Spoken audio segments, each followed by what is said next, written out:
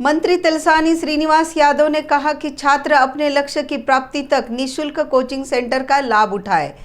मंत्री तलसानी श्रीनिवास यादव ने हरिहरा कला भवन सिकंदराबाद में उत्तर क्षेत्र पुलिस के तत्वाधान में स्थापित निःशुल्क कोचिंग सेंटर का उद्घाटन किया।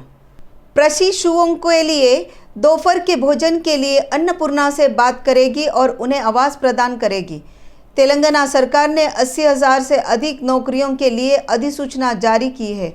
बेरोजगार लोग अच्छी शिक्षा प्राप्त करना चाहते हैं और नौकरी पाना चाहते हैं और तेलंगाना के पुनर्निर्माण में भाग लेना चाहते हैं।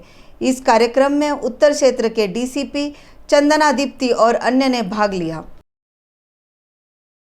फर्स्ट बैच को ट्रेनिंग పోలీస్ కానిస్టేబుల్ ట్రైనింగ్ కోసం గౌరవ డీసీపీ గారు ఈ నార్త్ జోన్ సంబంధించినటువంటి మా ఏసీపీలు సిఐలు మా పోలీస్ డిపార్ట్మెంట్ అందరూ కలిసి మేమే వాళ్ళకి ఏంటంటే కానిస్టేబుల్ల పోస్టు 16,000 చిల్లర గౌరవ ముఖ్యమంత్రి గారు ఇంత పెద్ద ఎత్తున నోటిఫికేషన్ దగ్గర 80,000 ఉద్యోగాలకు భారతదేశ చరిత్రలో ఎట్ ఏ టైం 80,000 ఉద్యోగాలు ఇచ్చిన దాఖలాలు ఎక్కడ లేవు। అయితే దాంట్లో ఏంటంటే ఒక 16,000 చిల్లర కానిస్టేబుల్ పోస్టులు ఉన్నాయి, అబ్బాయిలు కానీ అమ్మాయిలు కానీ। బట్ ప్రైవేట్ కోచింగ్ సెంటర్ వెళ్ళాలంటే 10-12,000 రూపాయలు ఖర్చు అవుతున్నాయి। ఫ్రీ ఆఫ్ కాస్ట్ కింద పెట్టాలనేటువంటి ఉద్దేశంతో మరి నార్త్ జోన్ డీసీపీ గారు వారి యొక్క సహచరులందరూ కలిసి ఒక ప్లాన్ చేసి ఇది గవర్నమెంట్కు సంబంధించినటువంటి జీహెచ్ఎంసీ। मंत्री हरीश राव ने कहा कि हैदराबाद के निवासियों के लिए डायग्नोस्टिक और बस्ती क्लिनिक के पूरक के लिए हैदराबाद में रेडियोलॉजी लैब स्थापित किए गए हैं। हम इस महीने की 11 तारीख को हैदराबाद में 10 रेडियोलॉजी लैब खोलने जा रहे हैं।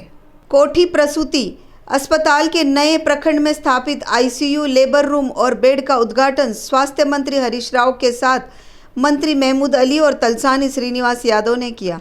रेडियोलॉजी लैब में निवासियों के लिए अल्ट्रासाउंड परीक्षण, 2D इको, एक्सरे और मेमोग्राफी परीक्षण निःशुल्क किए जाएंगे। कुल 12 लगाने का निर्णय लिया गया, लेकिन 10 पूरे हो गए। 15 दिनों में और 2 लैब उपलब्ध हो जाएंगे। ముఖ్యంగా ఈరోజు 3 ప్రభుత్వ ఆసుపత్రుల్లో పలు అభివృద్ధి కార్యక్రమాలను ప్రారంభోత్సవాలు శంకుస్థాపన చేయడం జరిగింది।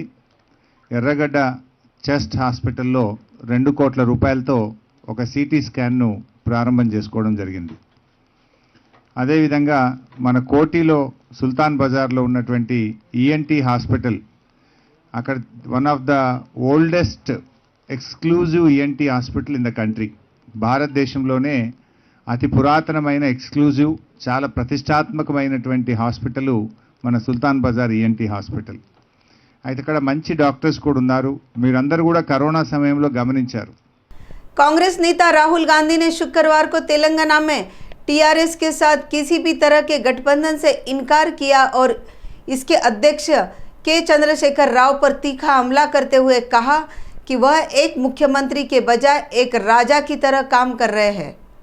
रायतू संघर्ष सभा को संबोधित करते हुए उनकी दुर्दशा को उजागर करने के लिए आयोजित एक किसान रैली गांधी ने कहा कि जैसे ही तेलंगाना में कांग्रेस की सरकार बनेगी 2 लाख रुपए तक के कृषि ऋण माफ किए जाएंगे और किसानों को फैसलों की कीमत सही एमएसपी न्यूनतम समर्थन मिलेगा। राव पर निशाना साधते हुए उन्होंने कहा कि जहां तेलंगाना की प्रगति का सपना अधूरा रह गया, वहीं आंध्र प्रदेश से अलग होकर राज्य बनने के बाद केवल एक परिवार को बेहद लाभ हुआ। उन्होंने कहा कि आगे जाकर कांग्रेस का तेलंगाना राष्ट्र समिति टीआरएस से कोई लेना देना नहीं होगा और अगले साल होने वाले विधानसभा चुनाव में कांग्रेस और केसीआर के नेतृत्व वाली पार्टी के बीच सीधी लड़ाई होगी। ये जो आपका प्रदेश है, नया प्रदेश है तेलंगाना, ये आसानी से नहीं बना था। इस प्रदेश को बनाने के लिए तेलंगाना के युवाओं ने, तेलंगाना के माता ने अपना खून, अपने आंसू दिए थे और ये प्रदेश किसी एक व्यक्ति के लिए नहीं बना था, ये एक सपना था, तेलंगाना के जनता का सपना था। 8 साल हो गए। मैं आपसे पूछना चाहता हूं, तेलंगाना का जो सपना था, प्रगति का सपना, उस सपने का क्या हुआ? टीपीसीसी प्रमुख रेवंत रेड्डी ने कहा कि तेलंगाना वोट पाने का नारा नहीं है। वरंगल रेतु संघर्ष सभा में बोलते हुए उन्होंने कहा कि ओरुगुल्लू का नाम सुनते ही आंदोलन की याद ताज़ा हो जाती है। रेवंत ने हजारों किसानों की आत्महत्या के लिए केसीआर को जिम्मेदार ठहराया। उन्होंने कहा कि वह 365 दिनों के बाद सत्ता में आ जाएंगे। उन्होंने कहा कि कांग्रेस पार्टी सत्ता में आते ही किसानों की पूरी जिम्मेदारी लेगी। इस अवसर पर कांग्रेस ने वरंगल घोषणा पत्र जारी किया। తెలంగాణ రైతాంగం కోసం రాబోయే సోనియమ్మ రాజ్యంలో ఏ విధంగా రైతులను ఆదుకోబోతున్నామో ఆ తీర్మానాన్ని ప్రవేశపెట్టడానికి శ్రీ రాహుల్ గాంధీ గారు నాకు అవకాశం ఇచ్చిండ్రు। వారికి మనస్ఫూర్తిగా ధన్యవాదాలు కృతజ్ఞతలు తెలియజేసుకుంటున్న మిత్రులారా తెలంగాణ అంటే మాకు నినాదం కాదు। తెలంగాణ అంటే ఎన్నికల ముడిసరుకు కాదు।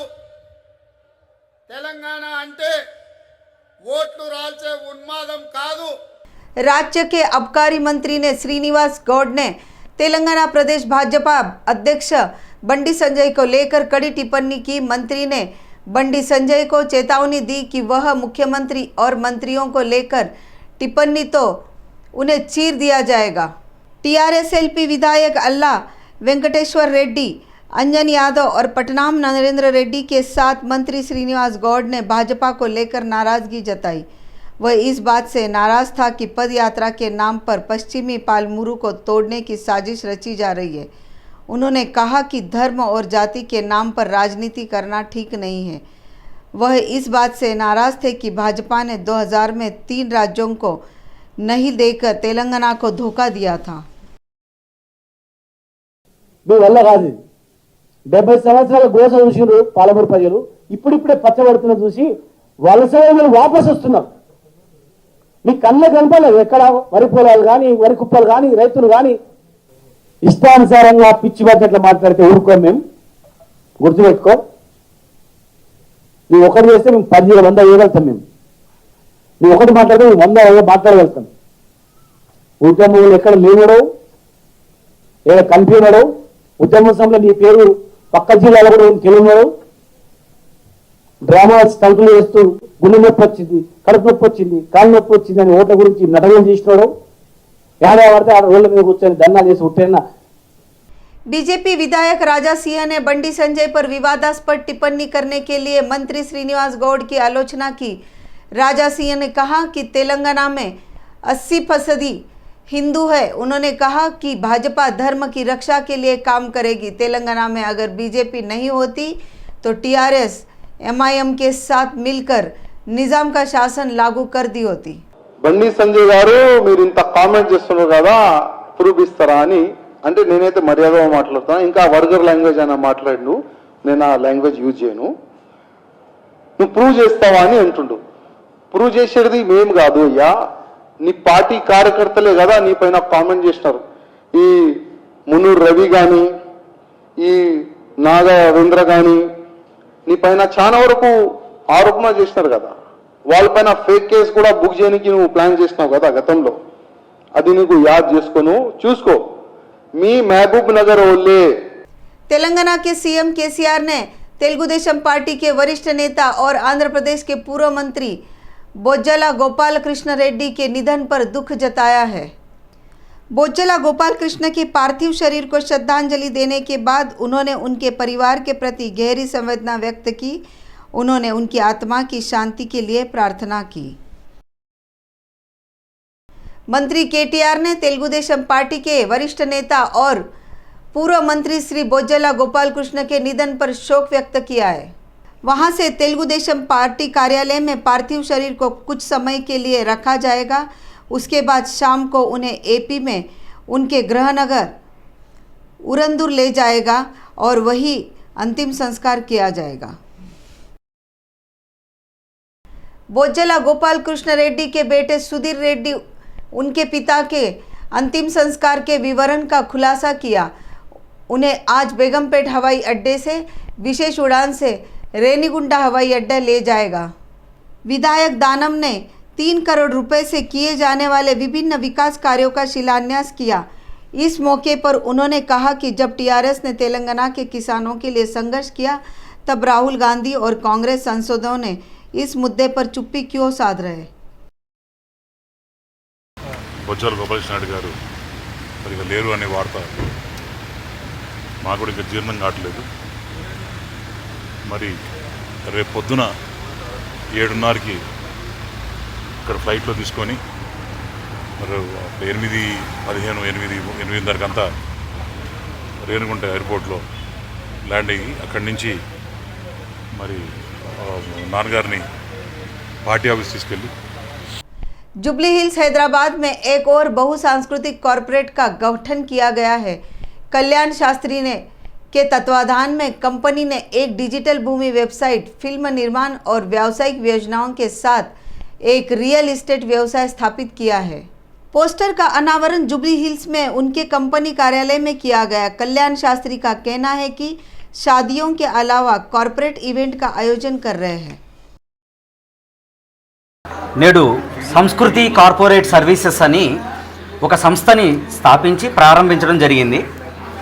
గంపా నాగేశ్వరరావు గారు వారి యొక్క శుభ ఆశీస్సులను అందించారు.